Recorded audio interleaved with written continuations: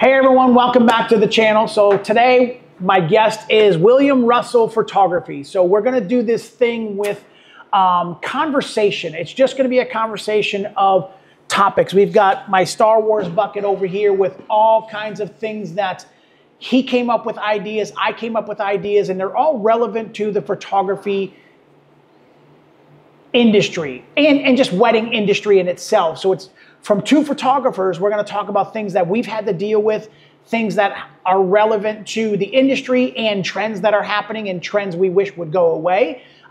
So that's what we're going to be doing, almost like a vendor table kind of thing like that. Two photographers just having a conversation.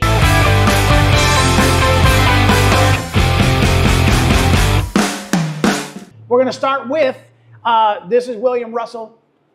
You can call me Bill. Yeah, call him Bill. And literally, when I say this man does fire, he literally lights things on fire. So all of our social media will be down below also. But we're going to talk about, we're going to have Bill pull the full thing. And all of these subjects are just things that him and I had put together. So Bill's going to start with the first subject.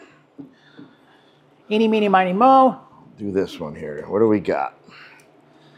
The role of technology in creating professional photographers. So read the top line again. All right, top line. The role of technology in creating professional photographers. All right, the role of creativity. I'm going to have you start with that. Well, I think it's making it very easy for people to claim professional status.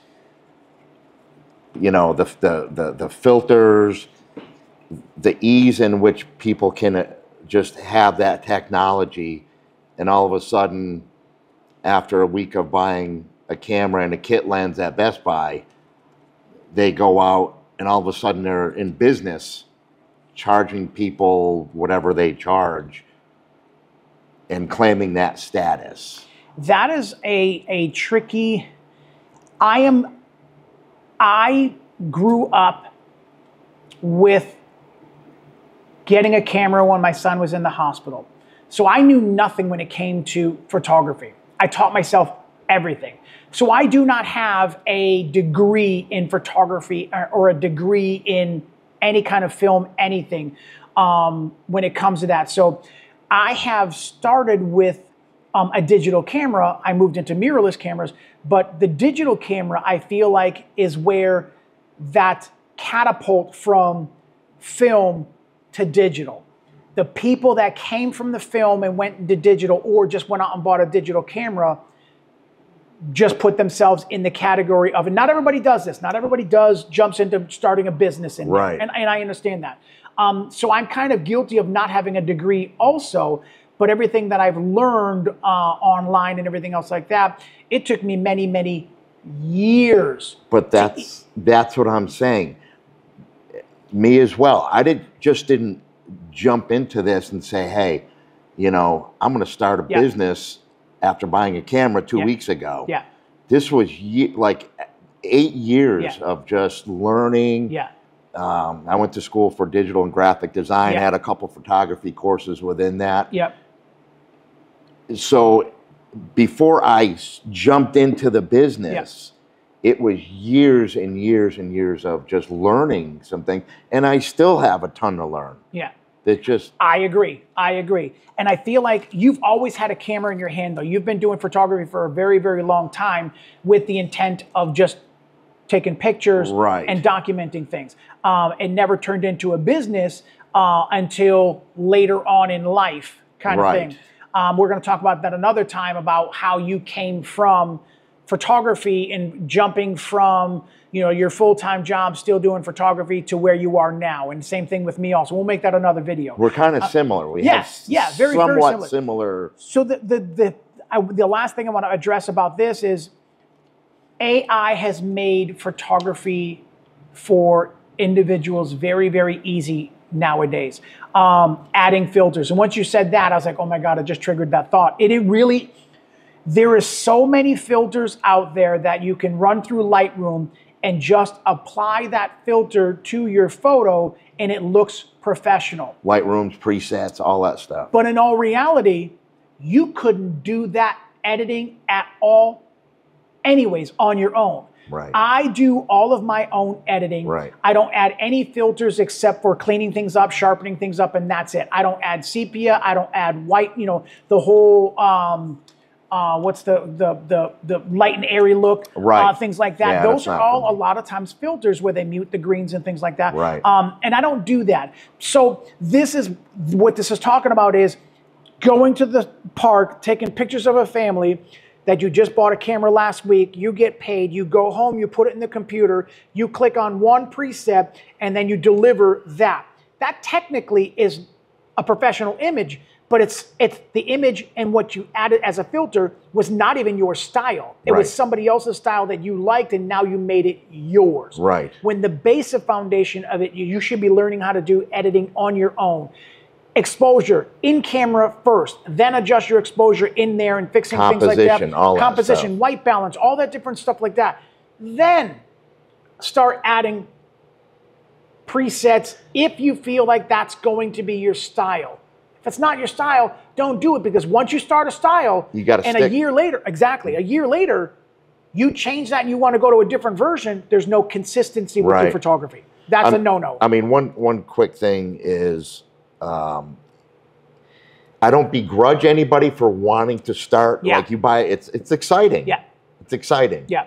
And I've seen other photographers that have just, we'll say photographers, they just did what Yeah. I said. Yeah. And the pictures look like crap. Yeah. And they get paid whatever they get paid. Yeah. Which whatever. And the whole thing of, I hear a lot of other photographers say, well, you know, my wife always says this, well, they wouldn't be your clients anyways, but they might be. It's a good point. It's a good Like point. they might be. If you didn't have this, Yes. they would turn to people that have started a business years and Yeah. years of, so they sometimes would go to the cheaper $50 photographer, and Which is fine. it's fine, but then they'll be like, oh, they're going to get buyer's remorse Yeah. and say, well, I'm never going to do that again. Yeah. Well, who do I go to Yeah. now? Yeah. So both of us are making sure that we're not saying don't do this. No, We're no. just saying and encouraging you, if you're going to buy a camera, don't fall prey to just slapping on presets and trying to charge people. Take the time to learn. Yes. Practice with friends and family for a year or 2 years before you start to say, we're not trying to, discourage anybody No. from doing it, but just do it the right way. Learn the fundamentals of it so you don't get caught in, it'll help you in the longevity of what you want to do. What we learned in the beginning, all the good, the bad, and the ugly, has got us to the level that we're at. And mistakes along the way. Exactly. And if you don't mistakes and you slapping presets on, you're never going to learn how to correctly edit your image. Like, we didn't start a photography business because we were bored at No. home. And I see a lot of that. Yeah, that's a good point. I see a lot of Yep. that. Whatever somebody's home life, or they're bored. Well, Yep. I'll just, what? Let me be a photographer. It's more than that. Yeah, there is more than that. All right, I think we've got that subject done. Cool. All right, my turn. So we're going to Pick a good one. We're Pick going a to good pick one, from the Ron. bottom one. So, and I don't know which ones he wrote down, and he doesn't know which ones I wrote down. All right. Influence of social media on photography. boy. I'm going to let you start with this one here. The influence. Okay. Influence on social media Social and media. photography. I think it's good and bad. I agree. I think it's bad because there's a lot of unrealistic goals that people get. Like when we do weddings or events, and that person sees something on social media that's, like the Taj Mahal, but you're having your event in a cave. Okay? You can pull it off if you have enough money. You can bring in the lighting, but there's unrealistic. Going back to the last thing we just talked about, experience comes in with that. So you have to know how to light rooms. You have to know. So if somebody doesn't have the nicest of venues and that's all they have, there's no poo-poo and knocking any of that. Right. Just make sure your photographer can come in and give you the best images that you possibly can. And you have to, you don't have to do it quick, but you have to kind of do it quick. You don't have hours to figure it out. No, you don't. Minutes to figure it out. Yes. Because the second that wedding couple starts, the second they figure out you don't know what you're doing and you're winging it, very unprofessional when it comes to that. So agreed. Influence of social media. This is where everybody says the same thing. Everybody's life on social media is it's the highlight reel of what we do. It is. When you go on your vacations, kind of thing like that, wife, kids come along, you're going to post the best of the meals and the things you did. Check out we went here and we did this. And filters. And adding filters. And then reality sets in that, 40% of the time or 50% of the time, everybody was arguing about what they were going to do, or they didn't want to do this and they didn't. Well, nobody's going to post that. Right. So this is where the influence of social media. We only show the best. Right. We only show the best of what we want to show. And I'm guilty of it. I only show the best images from my wedding. I don't show the ones that somebody's eyes were closed or anything like that. So the influence of social media, it is your presence. It is your brand. It is your business card. It is your digital business card. So as a business owner, when people come to your website and or your social media or your Facebook or TikTok or whatever it is, when they come there, what do they see? That's the influence. That's where the influence is right there. I agree. It's on them seeing this. And you have to have it these days. You have to have it. No matter if you hate it. Yeah. It's a necessary evil. Like not a lot of my day, but a portion of my day is after this, I have to make a reel. Yep. Okay. I have to post stuff. Yep. It's just, you have to have it nowadays. There's no phone books now. No.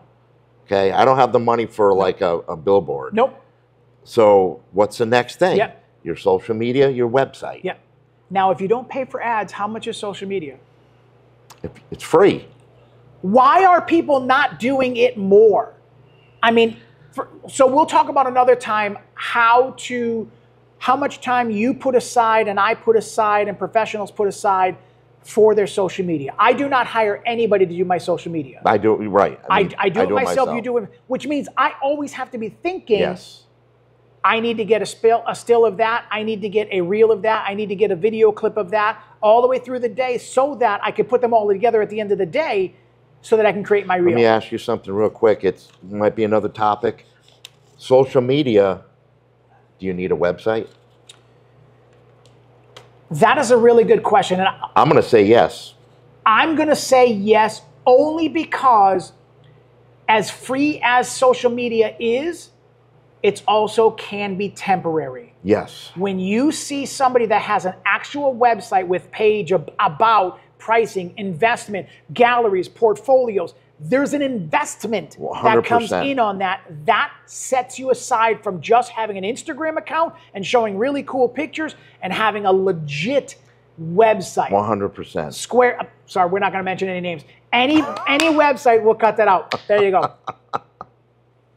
Professional websites are an absolute must. That is an influence on social media. Have a professional website and then have all of your links, make sure they work, connected to your social media. So you've got the meshing of the two of them. But that's a great topic. I know some people that just have social media and no website, and I'm going like, why? Websites are an investment. Websites are an investment. They take time to update them. So we'll do that. There's a lot of social media do's and don'ts. Correct. In my opinion, do's and don'ts. I see some people, some photographers, they're on social media crying, like legit crying about what happened to them today. Yeah. That's like, in my opinion, that's not a good thing to do. That's not the place. And let's just preface this with everything else. This is just Bill and I's opinions. Yeah. This is all it is. All right, that one's done. I feel like we got that one. Next. All right. Take this little folded one. Let's see what this is. We're just reading the top lines. Just the top lines. The impact of amateur photographers on the professional market. Okay. All right, let's be careful with this one because we're not being discouraging at all. No. not being No, discouraging. no, no, no. I'm going to let you go start with this one. I think it's a good thing that people are getting into the field. I think there's work for everybody. 100%. Right? And no matter what it is, I do a multitude of things. You know, maybe not great, but I'm like a good phone. I Yep. can kind of do everything. Yep. You know, there's so much to learn in this field. So amateur goes back to going and buying your Best Buy camera with a kit lens and start shooting whatever you want to shoot, birds, sports, whatever the case is, anything family, like that. and then progress through a progression, whether it's formal college, if you want to go to some college and just take photography courses, to take social media courses. My son starts college tomorrow. He's got a podcast. It's kind of funny. He's got a podcast course. Back in our day, when they invented college, we had beepers. Yeah, right. They didn't have a podcast course, but now I think there's more for amateurs to help them get to that level. Yes. Information-wise also. Yes. Lots of information now that we never had Never before. had, no. I was learning from books Yeah. and magazines and things like that. That's how I learned my photography. Standard Photography magazine. Yeah. All right. So this is not meant to discourage anybody. This is just, you do not become professional overnight. You do not become professional in 6 months. Right. There is a progression. There is a time that takes to get to that level of being better and getting better. Expect to make mistakes along the way. There's a fine line between amateur and the cusp of professionalism. I used to have somebody tell me that I was not a professional photographer unless you were doing it full time. I've heard that too. And I completely 100% disagree with that. I do too. I just disagree with that. The level of your quality should determine what you're being professional and amateur. Not still having a full-time job, because I'd still have a full-time job right now if I could. Right. And you'd still be there if it Right. wasn't so bad for you either. I'd still be there. Right. So let's be honest about it. The quality of your photography is what determines amateur and professional. Right. That right there is all the only thing. Not if you still got a full-time job. You can have a full-time job and stink at your full-time job. And you so can, are you a professional? You're a point. professional, but you stink Yeah. at whatever At you're the doing. job-wise. But same thing with photography. It's one of those things that you can have a full-time job and your photography is kind of okay, meaning you could tell the difference between a professional image and an amateur image, okay? You could still tell the difference. Cell phones are getting really good. They are. But you could still tell the difference between a professionally, Mark IV, Sony R resolution of 60 megapixels. You can see the difference in the quality of cell phone pictures and high-resolution images. Show up at an event with a cell phone. It ain't going to happen. I don't ever see that. I don't ever foresee that happening unless But it's what I'm somebody saying is- just for video. Yes. Yes, for video. You can get away with a cell phone Because at, you at a got wedding. like myself, 4K 60 Yeah. in log Yeah. format, so I can color grade Yep. all that. But imagine showing up at a wedding with just your cell phone. What do you, Hopefully a bride and groom. That's another stuff. Hopefully the bride and groom would ask about what kind of. they would be equipment like, that you "Where's have." the rest of your stuff?" I've had people say, "How many cameras do you have?" We're getting Yeah. off the subject here. Yeah. How many cameras do you have with you? Do you have backup batteries and memory cards with you? Do you have backups for your flashes and things like that? Also insurance, which is another subject. So all of those different things come into play. So we're talking about the level of amateur and professionalism. And there is a difference between the quality of the two. And I feel like that's what separates amateur from professionalism. Not if you're having a day job or not, it has nothing to do with it. It's just the quality of what you do, the quality of what you produce, the creativity of what you can produce, and what you deliver. That's what separates amateur from professional. Agreed. Yeah, in a nutshell, yeah. 100%. Done. My turn? Go ahead. These are all subjects that we came up with. If you guys have subjects that you want us to talk about or ask our opinions on what we would do on this, leave them in the comments below. Bill and I will address the comments when it comes to that. But we're going to talk about, if you have something you guys want us to talk about, put it in the comments below. All right. SEO and visibility. Do social media platforms offer better exposure than websites? I'll start with this one because I'm going to go back to having a professional website. Okay. My first website was a do-it-yourself. It was a WordPress based from a company. I wanted full control of everything. So I did everything myself, good and bad. What I did was I put pictures where I wanted to put it, put the text where I wanted to put it, make the black background black, and I had everything looking the way that I wanted to. I can upload images anytime I want, take down images anytime. I wanted full control of all of that. When I had a hiccup where something didn't look right, then I can call the company and they could help me and walk me through it. So in the process of doing that, what I did not realize was, when I knew it was time to change, is in my desktop, when I'm making my website and putting arrows in certain spots to click here, here, like that, when it went to the mobile mode, the arrow went up here and the click went down here. So it so the jumbled format was different? So let's talk about SEO for a second. That is a necessary part of your business. SEO is recognition on any... I have to improve on mine, just to let you. And that's okay. SEO is necessary for ratings on Google and online presence when it comes to that. So I had to get another company and say, okay, this is what's happening with mine. So I picked the template that I wanted. I still have full control of adding images, removing images, but you stay within the aspect ratio of the parameters of the template. No matter what device you're on? Correct. Okay. So now in that company, and that template for the company that I have now for professional in there is now set up. It takes everything I do for desktop, calculates, rearranges, and does everything for mobile. So it does it automatically. I don't have to, if I see anything out of place, they fix it. See, on the one I use, there's stuff at the top where I have to I click on desktop view, mobile view, yep. Make sure it looks straight. Yep. Because I've done some stuff on desktop, and you know, my wife's like, oh, "This looks messed up on that." I'm like, "Thank God she's there." Yeah, so. Exactly. So the SEO and visibility, that's what websites are for. Yes, you can have a social media presence, which is very important. Right. Yes, it should not replace a website. We already talked about it should not replace your website. You should have both. I agree. Okay. Yep. So what this is talking about is SEO and visibilities. They should not replace your websites for social media.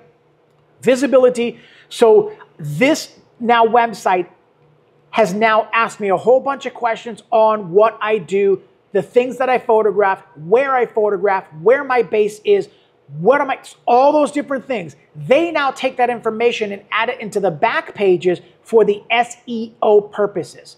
So if I move to Connecticut now, they only have to change where my base is, kind of thing like that. So then I see what you're saying. So that's what SEO is all about. And that's a very watered down version of what SEO is, but it is a necessary part of your website for presence on the internet. It's not your social media. It's completely separate.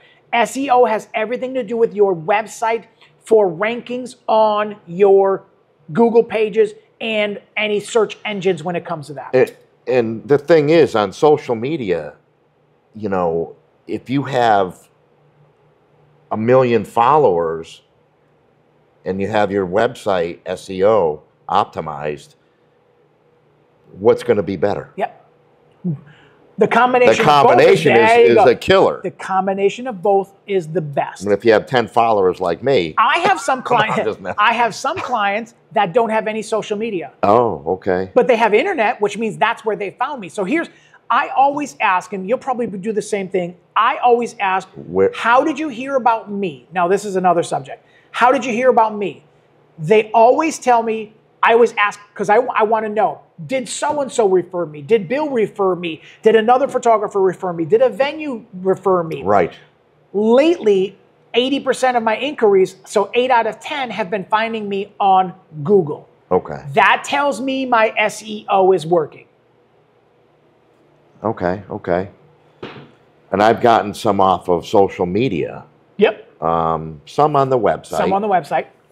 So that's where my my SEO apparently stinks. No, it doesn't. It doesn't stink, but it's I don't know, like... It's just where you show up on the list. Right. Where you show up on the list. So I think that's where I have to put the hammer down and improve on that. Yeah. Yeah. I think that's a weak point. Well, it's not me a, anyways. No. Your website and your social media, there's nothing weak in it. What you have to do is just optimize it so that Right. it works better for you. It works. It just needs to work better. Does that make sense? It does. It It just does. needs to work better, which is being SEO optimization. All right, your turn. All right.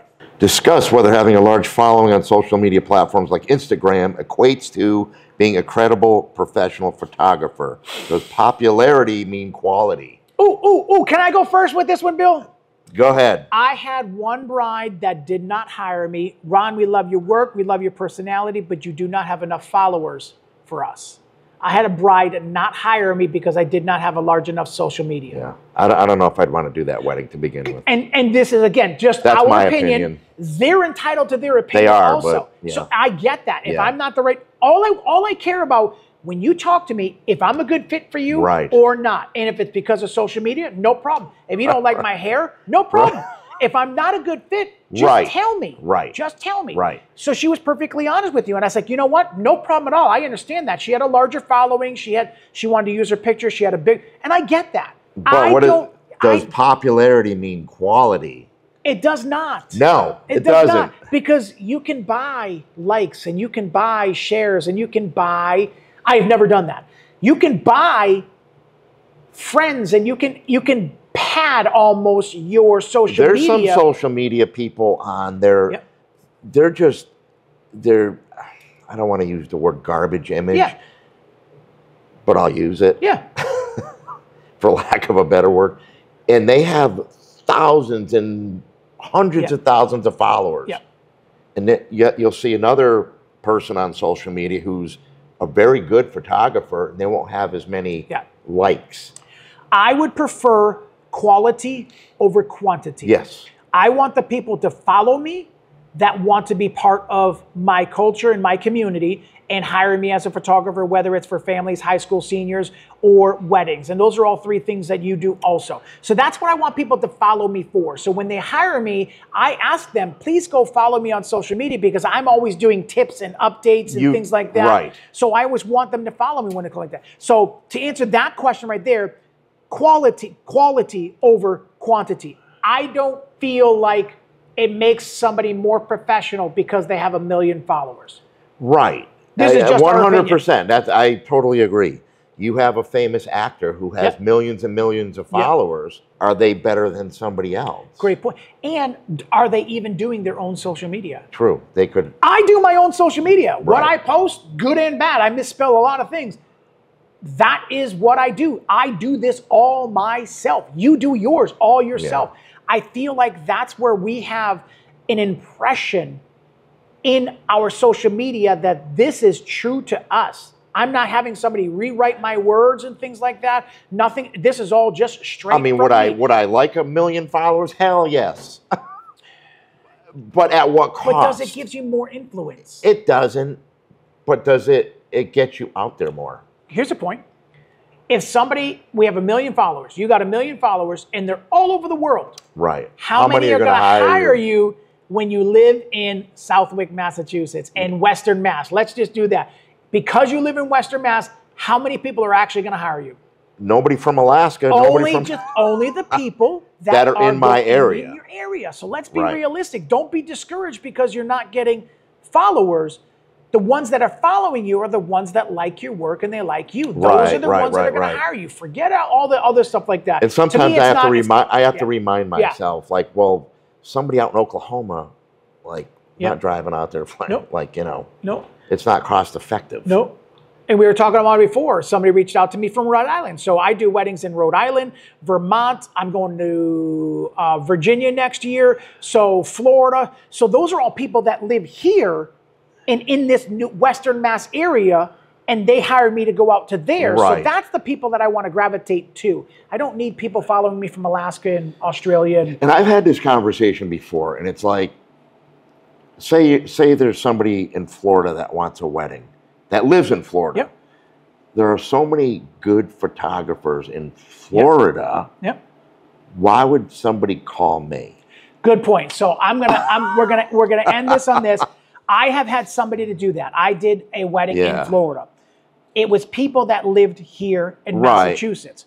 They called me up and said, hey, Ron, we like your work. We want to hire you as a photographer. I said, excellent. What's your date? Where's the venue?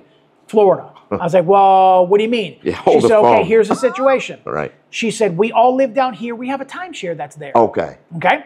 So we already have the venue that's out there. We don't want somebody that we don't know and that we can do engagement pictures with down here. We want you for the Jack and Jill also. So we want to work with somebody. See, that in makes this area, sense. Okay. So they ended up paying for my airfare, my hotel, and my car. And I gave them, she said, just give me a price based on if I was doing your wedding here at a local venue. You didn't beat on the rental car, did you? No. Good. They paid for everything else. Okay. So then at the end of the day, when the wedding was all done, because there was a lot of people traveling from here, so they got a discount on the hotel, the airfare and stuff like that. Yeah, so yeah. they paid for everything. When we got to the hotel, everything was done. Everything was good. Came back home 3 days later. Went up a day early, did the wedding, came back the next day. And they hired me based on my price from here. After all the expenses of airfare, food, everything else like that, they looked at a photographer that was down there because they just wanted to see what the area was doing. Yeah, I was $1,700 cheaper, and I didn't undercut myself. Right. They're so expensive where they were looking to have it. It was right on the beach, right on a hotel, so there's more money in that area. Right. She saved money by hiring me and bringing me out there. So that's the only situation where that I knew somebody. Right. So going back to that, somebody from Boca. Yeah. That lives in Boca Yeah. 24/7, Yeah. 360, they're not going to be open the, hey, Correct. look at this guy Yeah. in Massachusetts. Look, And that's okay. There's plenty of other people that there are hiring me is. around here. There is. All right. There is. All right. We've already touched a little bit on this, but we'll do it one more time. Sure. Website versus social media. Which platform better established professional credibility? What if you had a choice of one or the other?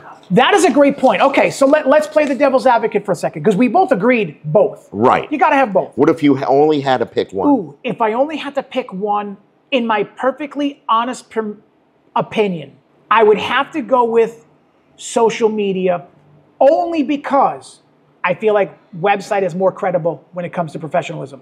Social media, because I can share things, reels, video clips, pictures, more consistently on social media than I can on my website, because anything I add to my website has to stay within aspect ratios. I can't put video clips up unless they're embedded. So there's a limitation when it comes to that. I can put my YouTube video on there, but it has to be embedded and they have to do that for me. So I would pick social media only because of I can use it every day. I can change it every day. I can update it every day. Videos, clips, pictures, I can do everything all day long, and I am always doing something on my website, on my social media all the time.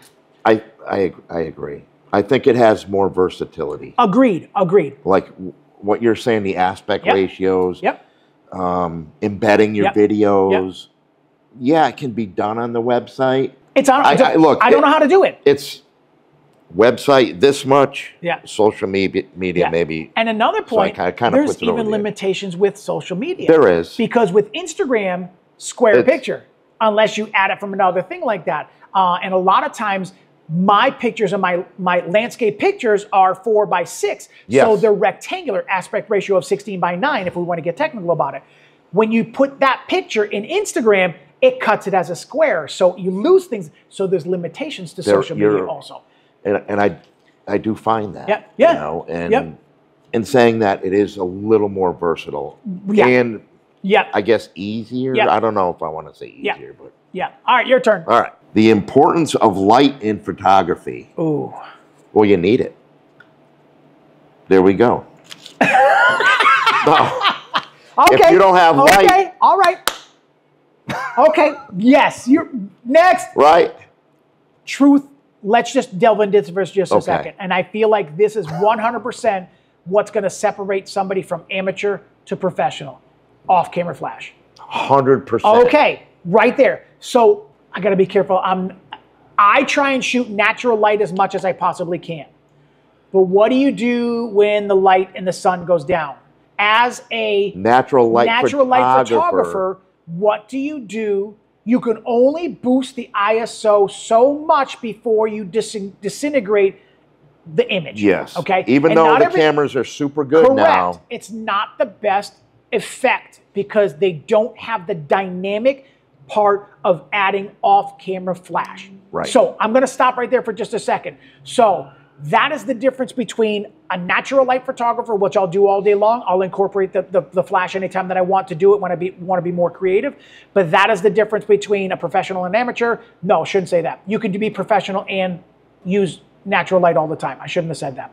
Meaning, light is necessary. But for my style, light is it's necessary. It's a super important part. I am off-camera flash Okay. 90% of the time.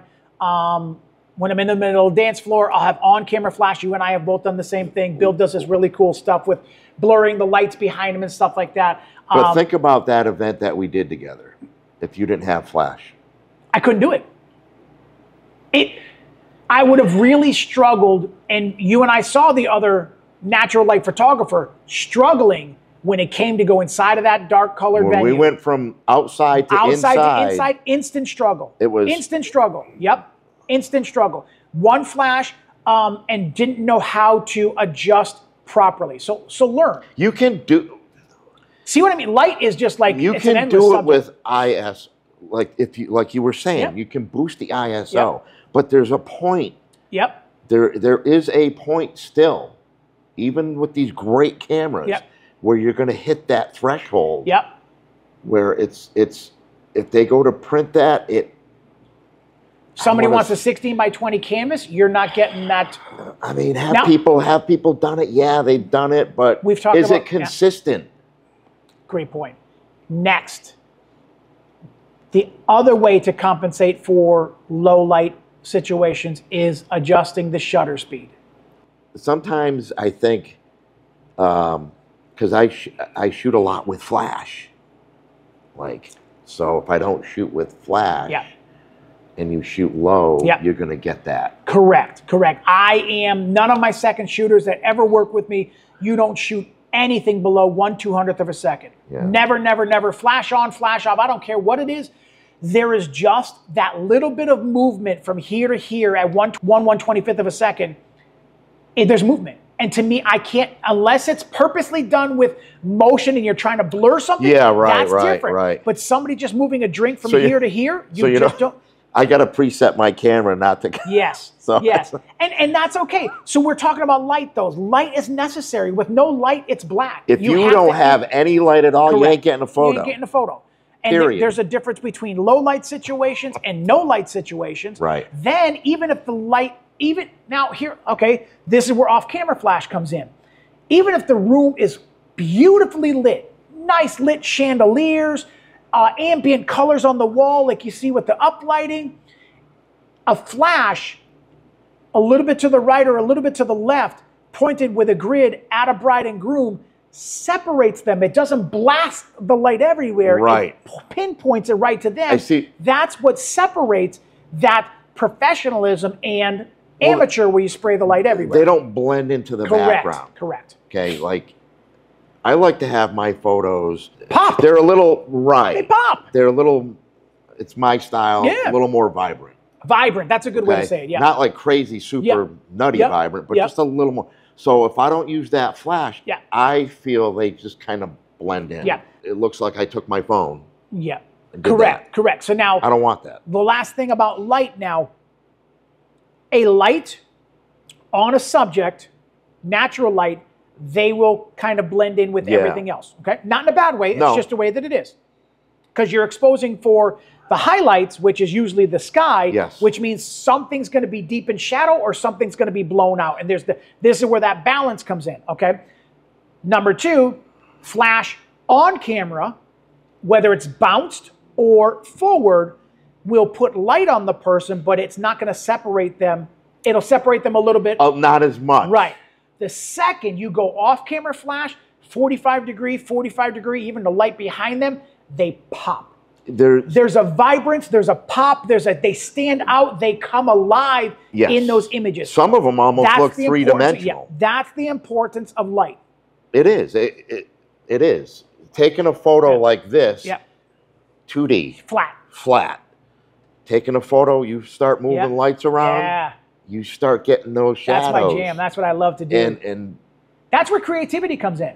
That's where creativity comes in. That's where creativity comes in. There's so much more to light that we could talk about. I know. But another subject we'll do another time is the pros and cons into doing zoom lenses on your camera, and the lowest you can go is 2.8, or primes 24, 55, 35, 85, 50, anything like that at 1.2 and 1.4 and 1. You and I ran into that problem with one of the venues in Connecticut, so we needed those primes. We needed so them. We'll do another video subject on that another time about primes and zooms. Go. Yeah, all right. Oh boy. Okay, contracts and copyright. Who owns the photos? Oh gosh. You had me pick. All right, let's do it. All right. Right up front. Right up front. Go. Here Go. it goes. I'm gonna let you do this one for now, and If I'm doing a job, an event, I'm taking the photos. I own the photos, right? Whether I do the sports or whatever, I'm pretty free, and especially with the kids, I let them do what they want with them. You know, I like if I take like the high school photos. As long as I don't deliver raw, you're going to pay for raw photos. that's another subject, raw and JPEG. Yeah. Raw and JPEG Right. and delivering raw. I've had somebody ask me for raw photos. I don't do that. So anyhow, who owns the photos? This is just our opinion, but legally, this is true. Yes, it's legally, I believe it's the person who takes the photos. Now, there's a caveat to this. We're friends, right? I help you out, or you help me out, right? Like, if I help you out, I'm not posting those photos. If I'm helping you out for a job that is you, that's not my stuff. Yeah, I took the photo, but it's for you. Yeah, like you kind of get where I'm going with this. So I know exactly where you're going. Like, I'm not going to stick that on my website, or if I did, it would be under your permission. It would have a whole. If you go on my website, I have a bunch of topics or subjects. That topic would be second shooter, whether it's an event or a wedding or things of that nature. Shot under Ron Lemlin photography, because I'm not going to take full credit when I'm helping you, helping you out, and it's your event. That's just the way I work. It's I think morally, And that's the ethically. right, and ethically, yeah. I think it's the right thing to do. I've been in a lot of jobs occupations where camaraderie and friendship and that, I don't want to call it a bro code, but I just can't think of anything right now. You have to honor that. Yeah. Okay? There's nothing wrong with being a second shooter. Right. You're still making photographs. You're still showing your work. But you should not take full credit. Like, they're not yours. I don't know if I in my opinion, did that like. No, that summed it up everything. In my opinion, whoever has the contract owns the images. I don't care if I brought 5 people shooting with me. It doesn't matter. Anybody shooting under the contract person's name owns the images. Well, that's it. I'll go into something further on that. If you get hired, I don't want to say the name of these companies. They're bigger wedding companies, okay? And they hire, I don't know, 3 to 5. Yeah, subcontractors. Right. It says right in there, like, these are not yours. Yeah. You have to ask permission. Yeah. So let's address that. The person that has the contract owns the images. Yes. With your client. So you and your client own the images. Yes. Because I give the copyrights to my images. I give them copyright privileges for them to print up and things like that and share with friends and family. Yeah. Whoever has the contract, the client and the contract. So that business owner owns those images. 100%. Okay. The lawyers have even talked to that about this. That's where the copyrights come in. If you're second shooting for someone, and this has happened with a friend of mine that I was talking to he's in California now. Yep. He allows his second shooters to share their images on their social media. Okay? But Hold on. So I was like, wow. I said, now, he goes, wait a minute. He goes, there's a stipulation to that. Okay. They are not allowed to post any pictures before the gallery is delivered. Rule number one. That should be... Rule number one. Don't share them before. But that's the client's common sense. Is it? Anyway. Well... Second, they are only allowed to share 1, 2, or 3 images. So there's a number. It's under 5. Okay? They are only allowed to share those images with checking with the primary photographer first. Okay. Okay? Now they said, yeah, go ahead. They are not allowed to post those pictures without tagging the primary photographer first. It is an absolute no-no that you post any images that you took with your camera, right, and you have them, but you second shot for somebody else with your camera. You do not own those images. I mean, how many times have we done stuff together and we tag each other? What is that? Is proper etiquette. But I don't understand what. It is something that is just because you took it with your camera, you don't own the images, and it is legally true. Right. It is legally true. You do not own as long as the contract says. Now, if you have a verbal agreement between you and I said, hey, do me a favor, just don't post them without tagging me. And I would. But I have no contract with the so-and-so. I wouldn't do it either, but no contract with so-and-so. Legally, you could do that because there's no legally anything binding between. Right. So, first of all, if you have a wedding, there should be a contract. Yeah.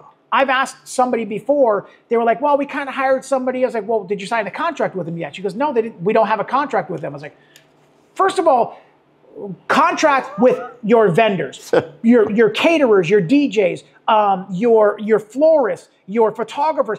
It just protects both parties. You want to know what you're getting in return for your money that you're getting. That way, legally, you can go back and say, hey, I was supposed to have 75 flowers delivered to my wedding. You only give me 20. 30. Right. So it covers both sides. Both sides. And then somebody can't come back to me and say, hey, so-and-so, you're supposed to be doing this. I was like, no, I was only hired for 8 hours. That was it. No, I hired you for 12. No, you signed the contract for 8. Right. So it's legally, it holds you accountable to both of that, good and bad. So going back to the copyright thing, the one that holds the contract with the client own the images. Right. That's it. Without that, there's not a leg anybody could stand on legally. I've already checked with lawyers on this. There's nothing they can do legally. They do not own the rights to those images at all whatsoever. If they share them, they have to tag the primary photographer, photographing under so-and-so, whoever it's going to be. That is proper etiquette. And especially if you start doing like that, stuff like that in the area that you're working, you're going to have a few people say, you know what? Last time he did that, I worked with him and he kind of didn't, he didn't, do this way here. And like it's a red flag kind of thing like that. Nobody's going to want to work with you. It's disrespectful, right? You don't do that to friends. Nope. Period. And or colleagues. Who is it? You're still getting your photo out, even though you're tagging the main photographer. Yep. Your photo's still there. I don't know what goes through their head. The proper definition of portfolio. I really don't. When you're second shooting, you're building your portfolio. Your portfolio, the definition of portfolio is sharing 1 to 10 images as building your portfolio. Right. You don't share galleries. Right. And galleries of hundreds and hundreds of images of your stuff. Of the same wedding. Portfolio is just, 5, 6, 7 images. That's what you're going to show. And that's what you're supposed to do. That's how you build a portfolio. Now, you start doing 10, 15 weddings a year, second shooting for someone. That's how you build your portfolio. Providing when you're sharing those images up on your website, there is something on there saying, I second shot for so-and-so. Now, that you did something creative, you did the editing, I get that. But the base image of that thing, you would not have been at that wedding if it wasn't for that primary photographer. Right. Okay? So we're helping you build your portfolio. We're not looking for recognition, but just recognize you wouldn't have been in that building if it wasn't for that primary photographer. You wouldn't be at that wedding if it wasn't for that primary photographer. You wouldn't have done 10 weddings with them if it wasn't for that primary photographer. That's why the recognition goes to the primary photographer. But what does it hurt? It doesn't. But you see what I'm saying? What does it hurt? It doesn't.